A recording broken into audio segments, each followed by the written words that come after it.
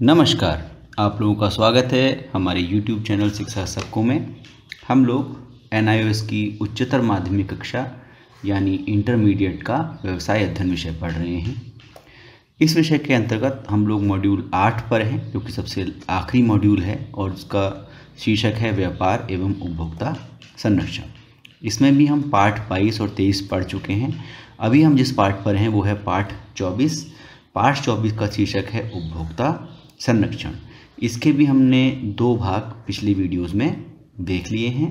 आज हम इसका आखिरी और तीसरा भाग पढ़ने वाले हैं। तो अभी तक जो पाठ 24 है उपभोक्ता संरक्षण, उसके अंतर्गत हम लोगों ने जो पिछला वीडियो था उसमें उपभोक्ता के अधिकारों के बारे में जाना था कि किस किस प्रकार के अधिकार उपभोक्ताओं को प्राप्त हैं। उसके पश्चात हमने उपभोक्ताओं के दायित्वों के बारे में जाना था कि क्या क्या जिम्मेदारियां एक उपभोक्ता की होती हैं, और फिर हम बात कर रहे थे उपभोक्ता संरक्षण के उपाय एवं साधनों की।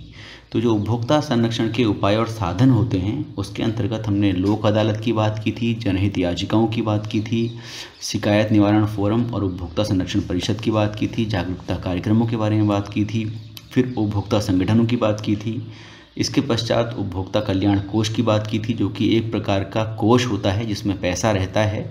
वो जो पैसा रहता है वो ऐसे लोगों के लिए होता है या ऐसी संस्थाओं के लिए होता है जो कि ग्रामीण क्षेत्र में या ऐसी जगह पर अपना काम कर रही हैं जहाँ पर कि उनके पास पैसे की कमी होती है, ठीक है ना। तो उनको देने के लिए उपभोक्ता कल्याण कोष केंद्र सरकार ने बना रखा है। और सबसे लास्ट में हम लोग बात करने वाले हैं वैधानिक उपाय की। ऐसी कौन कौन सी लीगल रेमेडीज़ हैं, कानूनी रूप से क्या क्या उपाय भारत में उपभोक्ताओं के हितों की रक्षा करने के लिए हैं, ठीक है ना। तो आज का जो वीडियो है उसको प्रारंभ करने से पहले मैं आपके साथ अपना व्हाट्सएप नंबर शेयर कर रहा हूँ। इस व्हाट्सएप नंबर पर आपके अगर कोई सवाल हैं पाठ को लेकर, कहीं को समझ में नहीं आता है, तो 6 से 7 बजे के बीच आप हमें कॉल भी कर सकते हैं, व्हाट्सएप कॉल। और ये हमारा इंस्टाग्राम ID है, इस पर भी आप हमारे साथ जुड़ सकते हैं, ठीक है। तो जब हम बात करते हैं वैधानिक उपायों की, तो भारत में उपभोक्ताओं के हितों की रक्षा करने और बेईमान और अनैतिक व्यापार करने वाले व्यवसायियों के लिए, ठीक है ना, उनसे उन्हें बचाने के लिए अनेकों कानून बनाए गए हैं, ठीक है ना। तो यहाँ हम केवल बेईमान और अनैतिक व्यवहार करने वाले व्यवसायियों की बात कर रहे हैं। सारे व्यवसायी बेईमान नहीं होते हैं, लेकिन कुछ व्यवसायी बेईमानी करते हैं, तो उनको कंट्रोल करने के लिए, उन पर नियंत्रण रखने के लिए, उनसे जो ग्राहक हैं उनको बचाने के लिए अनेकों प्रकार के कानून बनाए गए हैं। यहाँ केवल आपको कानूनों की हेडिंग पढ़नी है खाली, ठीक है ना। आपको याद रखना है। अगर कुछ कानून आपको एग्जाम में लिखने के लिए आते हैं ताकि आप उनको लिख पाएँ, उनके बारे में आपको विस्तार से लिखने की ज़रूरत नहीं पड़ेगी। जैसे सबसे पहला जो कानून है वो है ड्रग नियंत्रण कानून 1950 का, जिसके के अंतर्गत दवाइयाँ, फार्मास्यूटिकल वाली जो चीज़ें हैं वो आती हैं। उनसे रिलेटेड अगर कोई एडल्ट्रेशन है, कोई मिलावट है या कहीं नकली दवाइयाँ बेचना है तो वो सब इसके अंदर आता है। कृषि उत्पादों का श्रेणीकरण और विपणन के लिए एक कानून है 1937 का, ठीक है ना। ये कृषि उत्पाद श्रेणीकरण एवं विपणन कानून 1937 है। ऐसे ही औद्योगिक विकास एवं विनिमय कानून है 1951 का। खाद्य मिलावट, अगर खाने पीने की चीज़ों में कोई मिलावट करता है तो उसको रोकने के लिए एक अधिनियम है 1954 का, इसको खाद्य मिलावट निरोधक अधिनियम बोलते हैं। इसके पश्चात आवश्यक वस्तु अधिनियम 1955 है। इसके अंतर्गत क्या होता है, इस कानून के अंतर्गत ऐसी वस्तुएं जो कि आवश्यक वस्तुओं की श्रेणी में आती हैं, जैसे अनाज है, ठीक है ना, या आपकी कई सारी सेवाएं भी हैं जो आवश्यक वस्तु या आवश्यक सेवाओं के अधिनियम में आती हैं, ठीक है ना।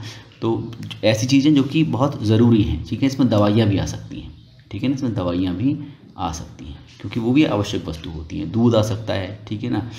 ऐसी चीज़ें हैं जो आवश्यक वस्तु की श्रेणी में आती हैं, उनके लिए कानून बना है। फिर एक माप तोल मानक अधिनियम बना है, जिसमें कि जो आपके तराजू वगैरह होते हैं, नापने की जो चीज़ें हैं उनके लिए कानून बना हुआ है, ठीक है ना। ये 1969 का है। मेजरिंग जो इंस्ट्रूमेंट्स हैं उनका कैसा होना चाहिए, क्या स्टैंडर्ड होना चाहिए, उससे रिलेटेड ये कानून है। इसके बाद आती है बात एकाधिकार एवं प्रतिबंधित व्यापार व्यवहार अधिनियम 1969 की।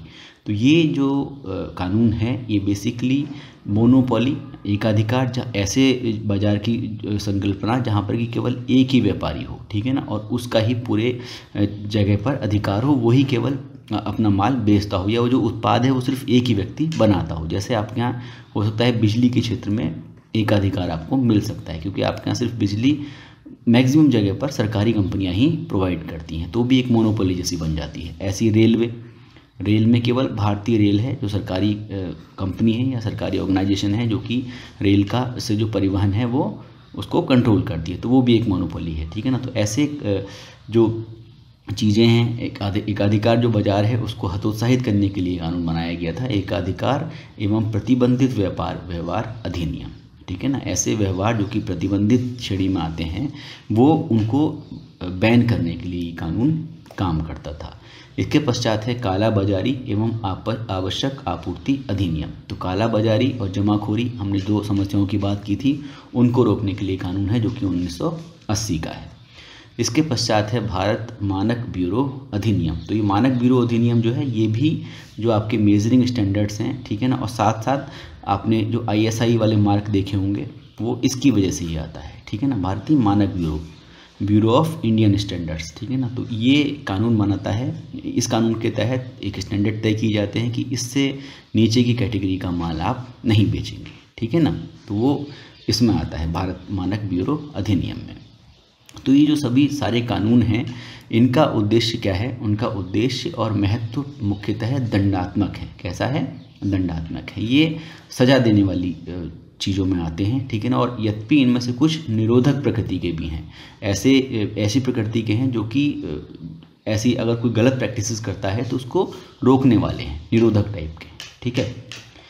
लेकिन इन कानूनों में से कोई भी उपभोक्ताओं को डायरेक्टली बेनिफिट नहीं करता है, प्रत्यक्ष रूप से सहायता नहीं पहुंचाता है। तो क्या हुआ? इसलिए इनमें से कुछ कानूनों में संशोधन किए गए हैं। अगर आप इसको डिटेल से पढ़ोगे आगे चल के तो आपको पता चलेगा कि समय के साथ साथ इन कानूनों में अमेंडमेंट्स किए गए हैं, संशोधन किए गए हैं। जैसे कि एक और अधिनियम जो प्रभावी सिद्ध हुआ है वो है एकाधिकार और प्रतिबंधित व्यापार अधिनियम 1969। इसके अंदर भी वर्ष 1984 में संशोधन किए गए।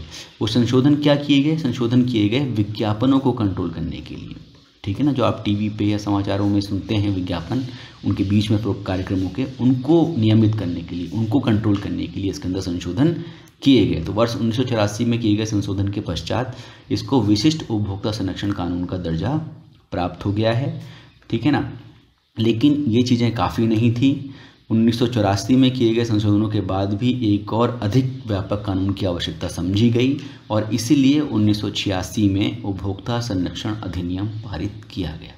तो सबसे महत्वपूर्ण जो आपके एग्ज़ाम के लिए भी और आपके पढ़ने के लिए जो कानून है वो है उपभोक्ता संरक्षण अधिनियम 1986, ठीक है ना। तो इस कानून को आपको डिटेल में पढ़ना है, ये एग्ज़ाम में भी आपके आएगा, आता है अक्सर। जो आपकी इस चैप्टर से आता है वो उपभोक्ता संरक्षण अधिनियम 1986 के बारे में ही आता है, ठीक है ना। तो इसके बारे में पढ़ना शुरू करते हैं। तो उपभोक्ता संरक्षण अधिनियम 1986 जो है वो 1 जुलाई 1987 से लागू हुआ है, ठीक है ना। 1986 में तो ये पारित हो गया था, लेकिन इसको जो लागू किया गया वो 1 जुलाई 1987 से लागू किया गया। इस अधिनियम के मुख्य उद्देश्य, जो मेन जो उद्देश्य हैं जिसलिए ये कानून बनाया गया है वो है उपभोक्ताओं को श्रेष्ठ तथा सभी प्रकार का संरक्षण प्रदान करना, उनको सुरक्षा प्रदान करना तथा विभिन्न प्रकार के शोषणों से प्रभावी सुरक्षा प्रदान करना, जैसे दोषपूर्ण वस्तुएं, घटिया सेवाएं या फिर अनुचित व्यापार व्यवहार।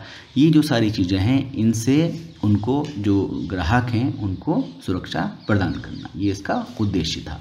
और शिकायतों के निवारण के लिए एक सिंपल, सरल और फास्ट स्पीड वाला, तीव्र गति वाली, बिना खर्च वाली मशीनरी का भी इसमें प्रावधान है। वो क्या प्रावधान है, शिकायतों का निवारण किस प्रकार से होता है, वो हम अभी आगे पढ़ने वाले हैं, ठीक है ना।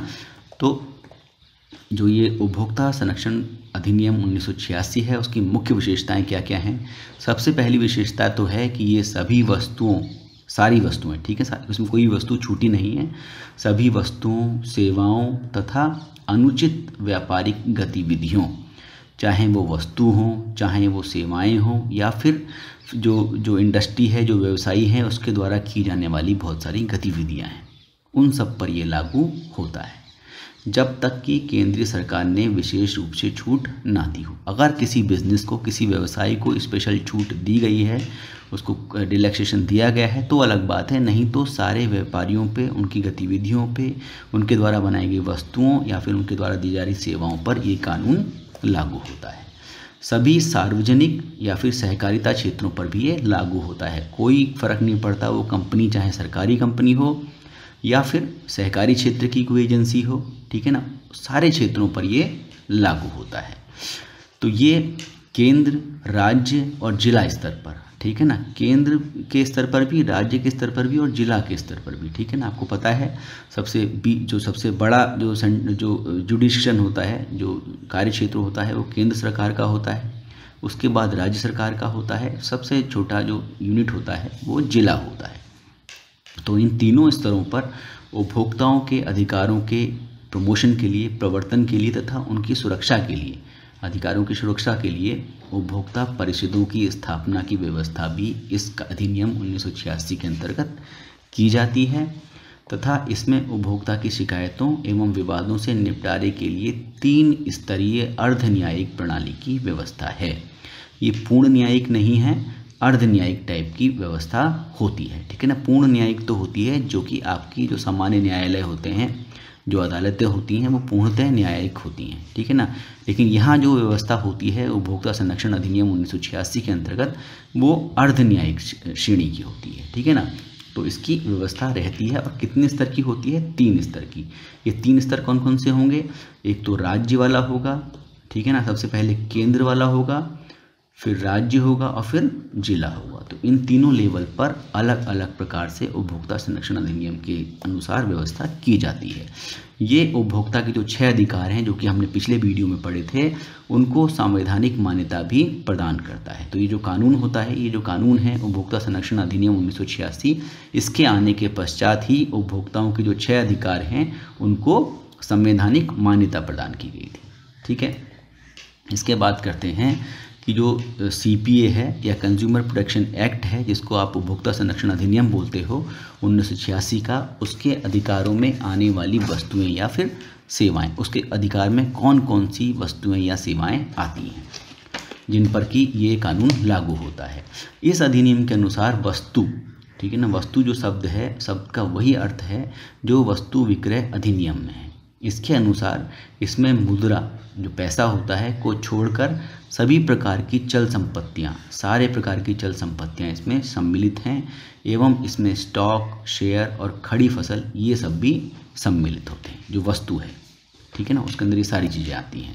सेवा का अर्थ क्या है? सेवा शब्द का अर्थ है हर प्रकार की सेवा जो संभावित उपयोगकर्ताओं को उपलब्ध है, जो दी जा रही है, तथा इसमें बैंकिंग, वित्त, आवास निर्माण, बीमा, मनोरंजन, परिवहन, बिजली एवं अन्य ऊर्जा की आपूर्ति, बोर्डिंग और लॉजिंग, आमोद प्रमोद मतलब जो फन या अम्यूज़मेंट वाले पार्क होते हैं, ठीक है ना, वो सब सारे के सारे ये शामिल हैं। साथ साथ सेवा, जो आपको डॉक्टर सेवा देते हैं, ठीक है ना, जो इंजीनियर आपको सेवा देते हैं, ठीक है ना, या फिर जो आर्किटेक्ट आपको सेवा दे रहे हैं, ठीक है ना, वो सब भी इसके अंतर्गत सेवा के अंदर आता है, ठीक है ना। वकील हों, ठीक है ना, वो सब भी CPA 1986 के अधिकार की जो आने वाली जो सेवाएं हैं उसमें सम्मिलित हैं।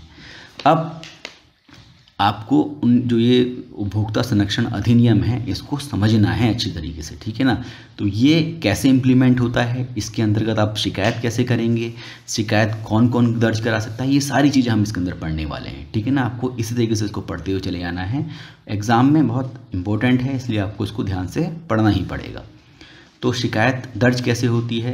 शिकायत, उपभोक्ता की जो शिकायतें होती हैं उसके निवारण के लिए शिकायत उचित फोरम में दर्ज कराई जानी चाहिए। अब कौन से फोरम में कौन सी शिकायत दर्ज होगी अभी हम पढ़ने वाले हैं। इस अनुभाग में हम ये जानेंगे कि शिकायत कौन दर्ज करा सकता है, कौन सी शिकायतें दर्ज कराई जा सकती हैं और कहाँ और कैसे दर्ज कराई जा सकती हैं, ठीक है ना। तो सबसे पहली बात आती है कि शिकायत दर्ज कौन करा सकता है। ऑब्वियस सी बात है, हम पढ़ रहे हैं उपभोक्ता संरक्षण अधिनियम 1986 है ये, तो इसके अंतर्गत कौन कौन लोग करा सकते हैं। सबसे पहले तो उपभोक्ता, जो भी उपभोक्ता है, जो कि उपभोक्ता की परिभाषा में आता है, वो दर्ज करा सकता है।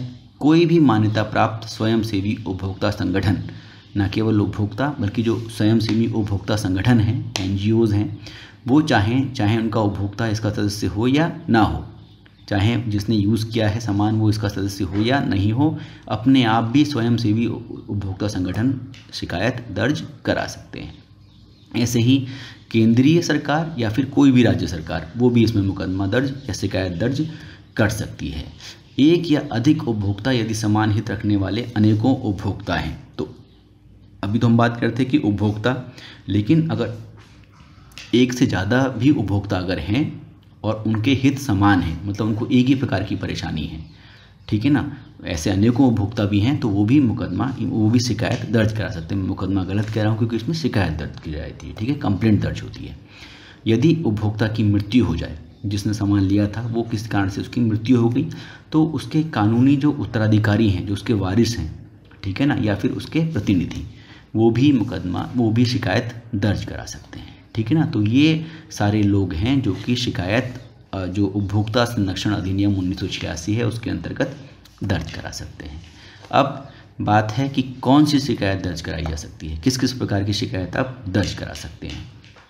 तो कोई भी अनुचित व्यापार क्रिया, कोई भी गलत प्रकार की जो व्यापार की क्रिया है या फिर प्रतिबंधित व्यापार क्रिया जिससे किसी भी व्यापारी अथवा सेवा प्रदाता ने अपनाई हो, ठीक है ना। अगर किसी व्यापारी ने, किसी सर्विस प्रोवाइडर ने आपको कोई गलत व्यवहार आपके साथ किया है तो आप शिकायत कर सकते हैं। वस्तुएं जिन्हें या तो उसने खरीदा है अथवा खरीदने का समझौता किया है और उनमें कोई ना कोई दोष है, अगर ऐसी वस्तुएं उसने आपको दी हैं जिसमें कोई फॉल्ट है, कोई दोष है, तो भी आप शिकायत दर्ज करा सकते हैं। जो सेवाएं ली गई हैं अथवा उपयोग कर ली गई हैं अथवा उन्हें लेने या उपयोग करने के संबंध में समझौता कर लिया गया है, उसमें किसी भी प्रकार की कमी अगर आपको मिलती है, ठीक है ना, तो भी आप शिकायत दर्ज करा सकते हैं।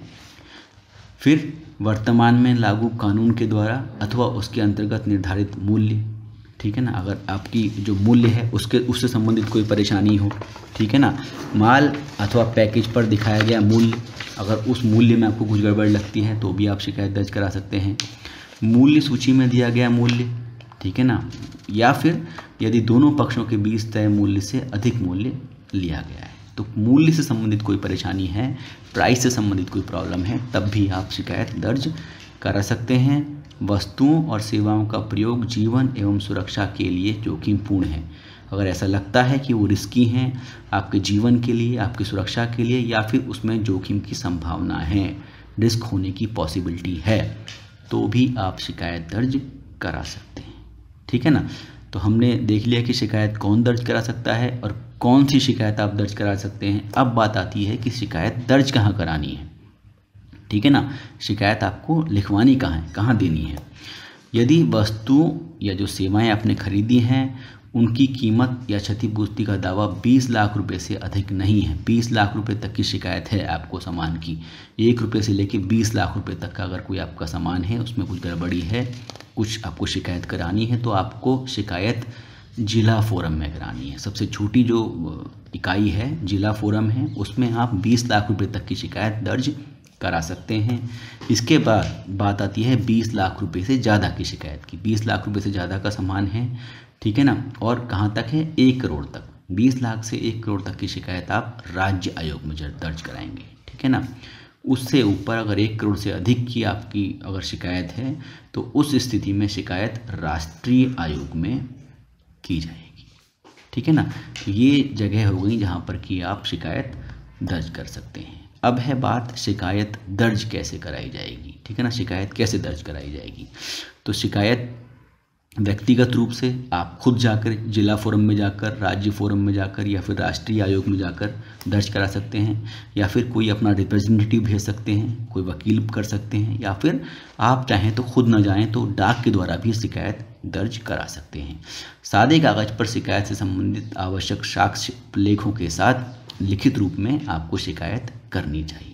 शिकायत करने के लिए आप एक सादे कागज़ पर अपनी शिकायत लिख सकते हैं, लेकिन साथ साथ में उसके साथ आपको प्रूफ लगाना पड़ेगा। जो साक्ष्य, जो प्रूफ के जो डॉक्यूमेंट्स हैं, हो सकता है उसमें बिल हो, ठीक है ना, आपने अगर उसकी मरम्मत कराई हो सामान तो उसकी मरम्मत की इनवॉइसेस हों, ठीक है ना, वो उसका कागज़ हो, तो ये सारे जो कागजात हैं वो आपको उसके साथ में लगाने पड़ेंगे।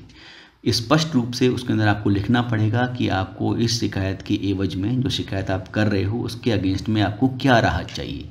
हो सकता है आप उस सामान को लौटा के उसकी जगह नया सामान आप चाहते हो कि नया सामान कंपनी मुझे दे, बदल के दे, ठीक है ना। जो भी आपको राहत चाहिए आयोग से या फोरम से वो आपको लिखनी चाहिए। इसमें शिकायतकर्ता और दूसरे पक्ष का विवरण सहित पूर्ण पता, आपका पूरा एड्रेस उसके अंदर लिखा होना चाहिए और शिकायत से संबंधित समस्त तथ्यों, सारे तथ्य उसके अंदर होनी चाहिए और शिकायत कब और कहाँ शुरू हुई ये सारी चीज़ों का वर्णन उसके अंतर्गत होना चाहिए। इस प्रकार से आप शिकायत दर्ज करा सकते हैं, ठीक है ना। तो शिकायत जब आप करते हैं तो उसके अगेंस्ट आपको कौन कौन सी राहत, ठीक है ना, कैसी कैसी राहत आपको जो फोरम है जहाँ पर भी आप शिकायत कर रहे हैं वो कौन कौन सी राहत आपको दे सकते हैं, उन राहतों के बारे में हम बात कर रहे हैं। जैसे वस्तुओं में जो कमियां हैं, जो त्रुटियां हैं या सेवाओं में जो कमी है उनको दूर करवा सकती है जो फोरम है, जो अदालत जिसको आप बोलोगे छोटी, फोरम है या आयोग है, वो आदेश दे सकती है निर्माता को या विक्रेता को कि वो जो वस्तु में कमियां हैं या सेवा में जो कमी रही है उसको दूर करे। या फिर जो दोषपूर्ण वस्तुएं हैं, जो आपको गलत वस्तु दी गई है उसके बदले में दूसरी नई वस्तु दे।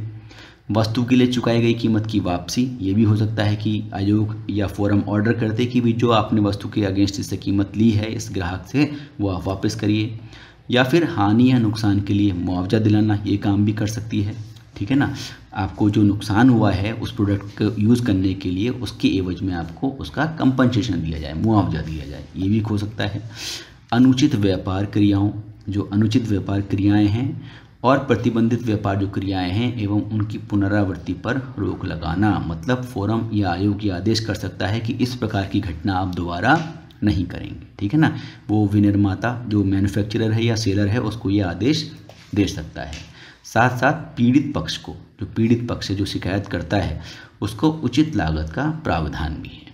उसका जो लागत लगी है, उसको जो शिकायत करने में जो पैसा खर्च हुआ है या फिर उसको जो सामान को ठीक कराने में जो पैसा खर्च हुआ है उसकी लागत का प्रावधान भी आदेश, इसका भी आदेश, इसकी भी राहत दे सकता है, ठीक है ना। साथ साथ जो जोखिमपूर्ण वस्तुएं हैं, अगर आपने शिकायत की कि भाई ये जो वस्तुएं ये लोग बेच रहे हैं, जो सेलर है वो जोखिमपूर्ण हो सकती हैं, तो उन वस्तुओं को प्रस्तावित बिक्री से हटाना, ये आदेश भी आयोग या फोरम दे सकता है। वो ऐसी सारी जो चीज़ें हैं उनको प्रस्तावित बिक्री स्थल से हटा देगा, ठीक है ना, उनकी बिक्री रोक देगा पूरी तरीके से। तो ये सारे प्रकार की राहतें आपको फोरम से या आयोग से मिल सकती हैं। अब इसमें एक बात आती है कि आप कंप्लेंट कब तक कर सकते हो। शिकायत करने की कोई ऊपरी समय सीमा है कि आपने सामान की शिकायत आज आपको परेशानी हुई, आप कब तक उसकी शिकायत कर सकते हो। तो दावा करने का जो कारण है उसके पैदा होने की स्थिति से 2 वर्ष के भीतर, आपको 2 साल के अंदर अंदर उपभोक्ता को शिकायत दर्ज करा देनी चाहिए, ठीक है ना। उसको 2 साल के भीतर शिकायत दर्ज करा सकता है कोई भी। लेकिन अगर आपके पास लेट होने का कोई सफिशिएंट रीज़न है, कोई ठीक कारण है, तो उसके अगर कोई कारण अगर आप प्रूफ कर देते हो कि आपके पास आप इस वजह से नहीं करा पाए और वो जेन्युइन रीज़न है, तो आपको 2 वर्ष के बाद भी शिकायत फोरम या आयोग स्वीकार कर सकते हैं, ठीक है ना। अब बात आती है कि फैसला कब तक करना चाहिए। तो जो जहाँ तक संभव हो शिकायतों पर विरोधी पक्ष द्वारा नोटिस ग्रहण करने के, जब आपने अपना नोटिस दूसरी जो कंपनी है, विनिर्माता है, सेलर है, वहाँ तक पहुँचा दिया है, उसके पास तक पहुँचने के, उसके द्वारा नोटिस ग्रहण करने के 3 माह के भीतर आयोग या फोरम को फैसला सुना देना चाहिए। और वो मामले जहाँ पर कि उत्पादों की प्रयोगशाला में जांच की आवश्यकता हो, जहाँ पर कि ज़रूरी हो कि आपको जो प्रोडक्ट है या जो वस्तु है उसको आपको प्रयोगशाला में जांचने की आवश्यकता है, उसको टेस्ट करने की आवश्यकता है, तब समय सीमा 5 महीने की हो जाती है, ठीक है ना। उस केस में आपको जो समय सीमा मिलती है वो 5 महीने की होती है।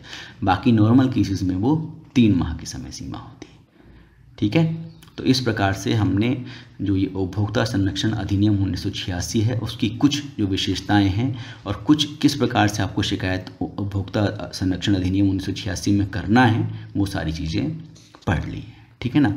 अब हम बात करेंगे कि जो उपभोक्ता संरक्षण अधिनियम 1986 के तहत जो शिकायतों के निपटान के लिए जो मशीनरी बनी है, जो हमने बात करी ना अभी कि जिला फोरम क्या है, राज्य आयोग क्या है, राष्ट्रीय आयोग क्या है, इनके बारे में थोड़ा सा डिटेल से पढ़ लेते हैं, ठीक है ना। तो उपभोक्ता संरक्षण अधिनियम 1986 के तहत गठित न्यायिक व्यवस्था में जिला, राज्य और राष्ट्रीय स्तर पर उपभोक्ता अदालतें होती हैं। ठीक है, इनको उपभोक्ता अदालतें भी कहा जाता है। इन्हें क्रमशः जिला फोरम, राज्य उपभोक्ता विवाद निपटान आयोग, जिसको राज्य आयोग बोलते हैं शॉर्ट में, तथा राष्ट्रीय उपभोक्ता विवाद निपटान आयोग, जिसको राष्ट्रीय आयोग बोलते हैं, उसके रूप में जाना जाता है। ठीक है ना। सबसे पहले बात करेंगे जिला फोरम की। तो जिला फोरम क्या होता है? इसकी स्थापना राज्य सरकारों द्वारा अपने प्रत्येक जिले में, जितने भी जिले हैं उनमें की जाती है। जैसे उत्तराखंड में अगर 13 जिले हैं हमारे यहाँ, तो हर एक जिले में एक जिला फोरम होगा, जिला उपभोक्ता फोरम होगा, जहाँ पर कि उपभोक्ता अपनी शिकायतें कर सकते हैं। ठीक है ना। संरचना कैसी होती है? जिला फोरम में एक प्रधान होता है, ठीक है ना, एक हेड होता है, तथा 2 और सदस्य होते हैं, 2 अन्य सदस्य होते हैं, जिनमें से कम एक महिला होनी आवश्यक है। मतलब इसमें 3 लोग होंगे, एक तो होगा हेड, उसके नीचे 2 लोग और होंगे। ठीक है ना, 2 मेंबर्स होंगे, उन मेंबर्स में एक महिला का होना ज़रूरी है। ठीक है ना। दूसरा मेल या फीमेल कुछ भी हो सकता है, लेकिन एक फीमेल होनी आवश्यक है। ठीक है ना। एक हेड हो गया और 2 मेंबर्स हो गए, तो 3 लोग इसके अंदर होते हैं। जिला फोरम का जो अध्यक्ष होता है वो जिला न्यायाधीश के स्तर का होता है। ठीक है ना। उसका वो जो होता है, उसकी जो लेवल होती है वो जिला न्यायाधीश के बराबर की होती है। ठीक है ना। अधिकार क्षेत्र क्या होता है? जिला फोरम में लिखित में शिकायत जिला उपभोक्ता फोरम के पास दर्ज कराई जा सकती है, जहां वस्तु एवं सेवाओं का मूल्य क्षतिपूर्ति के दावे की राशि सहित 20 लाख रुपए से अधिक नहीं होना चाहिए। अगर मान लीजिए वस्तु का मूल्य है 15 लाख रुपए और आप क्षतिपूर्ति मांग रहे हैं, उससे मुआवजा मांग रहे हैं 10 लाख का, ठीक है ना, तो 25 लाख टोटल हो गया, तब ये आपका केस जिला फोरम के अधिकार क्षेत्र में नहीं आता है। अगर 15 लाख की वस्तु है और 5 लाख का ही केवल आपकी क्षतिपूर्ति है, यानी कि कुल 20 लाख है, तो ही आप इस अधिकार क्षेत्र आपका जिला फोरम में आएगा। ठीक है ना। 20 लाख रुपए से अधिक वाला केस ये नहीं देखते हैं, वो देखता है राज्य आयोग। फिर अपील, आप अगर कोई डिसीजन जिला फोरम ने दिया और आपको वो डिसीजन मंजूर नहीं है, तो आप उसके खिलाफ अपील कर सकते हैं, बिल्कुल कर सकते हैं। यदि पीड़ित पक्ष जिला फोरम के फैसले से संतुष्ट नहीं है, तो वो आदेश पारित होने के बाद 30 दिन के भीतर राज्य आयोग के समक्ष अपनी अपील कर सकता है। जो राज्य आयोग है वो उसकी अपील को सुनेगा। ठीक है। अब बात करते हैं राज्य आयोग की। अभी हमने राज्य आयोग की बात करी कि राज्य आयोग का क्या काम होता है। तो राज्य आयोग की जो स्थापना होती है, राज्य सरकारें अपने राज्यों में करती हैं। राज्य की जो राजधानी होती है बेसिकली, वहाँ पर इनका ऑफिस होता है। जैसे ये मैं अपने उत्तराखंड की बात कर रहा हूँ, तो उत्तराखंड में देहरादून में state consumer disputes redressal commission है, जिसको कि आप राज्य उपभोक्ता विवाद निपटान आयोग बोलते हो। ठीक है ना। तो जिसको राज्य आयोग कहा जाता है, ये उसकी बिल्डिंग है। ठीक है ना। तो इसकी संरचना क्या होती है? राज्य आयोग का एक प्रधान और कम से कम 2 अन्य सदस्य होते हैं, बिल्कुल जैसे जिला फोरम में होता है। एक प्रधान हो गया, उसके नीचे 2 दूसरे सदस्य होंगे, जिसमें से कि एक फीमेल होनी चाहिए। ठीक है ना। इनमें से कम एक सदस्य महिला होगी। तो बिल्कुल सेम वैसे ही आपको याद करना है, जैसे जिला फोरम की संरचना थी, वैसे ही राज्य फोरम की या राज्य आयोग की संरचना भी होती है। कमीशन या आयोग का अध्यक्ष जो होता है वो उच्च न्यायालय के न्यायाधीश के स्तर का होना चाहिए। ठीक है ना। उसके जो हाई कोर्ट होता है, उसके जो जज होते हैं उनके स्तर का इसका जो अध्यक्ष होता है वो होता है। फिर इसकी जो अधिकार क्षेत्र है, इसका अधिकार क्षेत्र जो है वो 20 लाख से 1 करोड़ रुपए की शिकायतों के लिए होता है। ठीक है ना। तो राज्य आयोग के समक्ष शिकायत दर्ज की जा सकती है जहां वस्तु एवं सेवाओं का मूल्य क्षतिपूर्ति की दावे राशि सहित, मतलब क्षतिपूर्ति की राशि अगर उसके अंदर मिला दें तो 20 लाख रुपए से 1 करोड़ रुपए के दावे को कौन सुनता है? राज्य आयोग सुनता है। अपील, अब इसके फैसले के खिलाफ आप अपील कहाँ कर सकते हो? राज्य आयोग के आदेश से अगर असंतुष्ट है, अगर आप संतुष्ट नहीं हैं उससे, तो जो पीड़ित पक्ष है उसके विरुद्ध ऐसे आदेश के पारित होने के 30 दिन के अंदर, आपको 30 दिन के अंदर राष्ट्रीय आयोग में अपील करनी होती है। जो नेशनल कमीशन है उसमें आप अपील दायर कर सकते हैं। इसके पश्चात आता है राष्ट्रीय आयोग। तो राष्ट्रीय आयोग का गठन 1988 में केंद्रीय सरकार ने किया था। 1986 में तो ये कानून बना था, उसके 2 साल बाद 1988 में ये राष्ट्रीय आयोग का गठन कर लिया गया था। उपभोक्ताओं की शिकायत निवारण के लिए सरकार द्वारा स्थापित 3 स्तरीय वैधानिक तंत्र की ये शीर्ष इकाई है। तो जो हमने बात करी ना कि जिला फोरम होता है, उसके ऊपर राज्य आयोग होता है, तो सबसे टॉप पर जो होता है वो राष्ट्रीय आयोग होता है। तो ये उसकी शीर्ष इकाई है। इसका कार्यालय कहाँ है? जनपद भवन। ये जो एड्रेस है, शायद अब ये एड्रेस नहीं है, ये कहाँ पर है अब? ये राष्ट्रीय आयोग की बिल्डिंग है। इसका जो बिल्डिंग है उसका नाम है उपभोक्ता न्याय भवन। यहाँ लिखा हुआ है उपभोक्ता न्याय भवन। तो उपभोक्ता न्याय भवन का जो ऑफिस है वो F block GPO complex INA new Delhi का है। ठीक है ना, ये उसका एड्रेस है राष्ट्रीय आयोग का। तो इसकी संरचना कैसी होती है? इसके अंदर अभी तक तुमने पढ़ा था जिला फोरम में, और उसमें केवल 2 सदस्य नीचे होते हैं। इसमें एक प्रधान होता है और कम से कम 4 और दूसरे सदस्य होते हैं, 1 2 3 और 4। ठीक है ना। और ये निर्धारित संख्या से अधिक नहीं हो सकते हैं, जिनमें से कम एक महिला सदस्य होनी चाहिए। मतलब एक फीमेल की सीट इसमें रहती है, एक सदस्य कम से कम फीमेल होनी चाहिए। राष्ट्रीय आयोग का जो अध्यक्ष होता है, जो उसको हेड करता है, वो उच्चतम न्यायालय जो सुप्रीम कोर्ट है उसका सेवानिवृत्त, उसका रिटायर्ड जज या फिर जो सेवा में हो ऐसा जज उसका अध्यक्ष होता है राष्ट्रीय आयोग का। ठीक है। इसका जो अधिकार क्षेत्र है, राष्ट्रीय आयोग का अधिकार क्षेत्र तो बहुत ही व्यापक है। वस्तुओं, सेवाओं या फिर क्षतिपूर्ति के दावे की राशि यदि 1 करोड़ रुपए से अधिक है, इसकी कोई ऊपरी सीमा नहीं है, निचली सीमा है 1 करोड़ रुपए से अधिक होना चाहिए केस, तो इनसे संबंधित सभी शिकायतें राष्ट्रीय आयोग में की जा सकती हैं। अगर आपका जो दावा है प्लस वस्तुओं और सेवाओं की जो राशि है वो 1 करोड़ से अधिक बैठ रही है, तो आप चाहे वो कितनी हो, 1 करोड़ से ऊपर 100 करोड़ हो, 200 करोड़ हो, 300 करोड़ हो, सबका सब राष्ट्रीय आयोग में शिकायतें करी जाएंगी। ठीक है। ये सारी शिकायतें जो हैं वो राष्ट्रीय आयोग में की जा सकती हैं। तो इस प्रकार से जो राष्ट्रीय आयोग है उसमें अपील कैसे होती है?